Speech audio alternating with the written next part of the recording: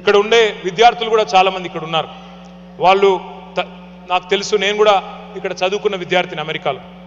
ఇక్కడ ఇవాళ ప్రస్తుతం ఈ దేశంలో ఉన్న పరిస్థితుల దృష్ట్యా కొంత తెలుగు రాష్ట్రాలకు సంబంధించిన విద్యార్థులు, మన భారతీయ విద్యార్థులు ఇబ్బంది పడుతున్నారని చెప్పి నిన్న మొన్న కొంతమంది మిత్రులు చెప్తా ఉన్నారు.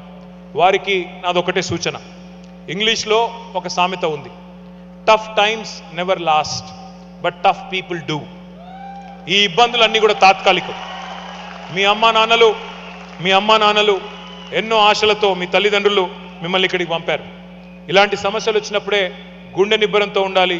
మీకు అండగా బీఆర్ఎస్ ఉంటుంది. అవసరమైతే ఇక్కడే ఒక లీగల్ సెల్ కూడా ఏర్పాటు చేసి మీకు అండగా, ఇక్కడ విద్యార్థులకు అండగా కూడా మేము నిలబడతామని చెప్పి కూడా నేను మీకు విజ్ఞప్తి చేస్తా ఉన్నా.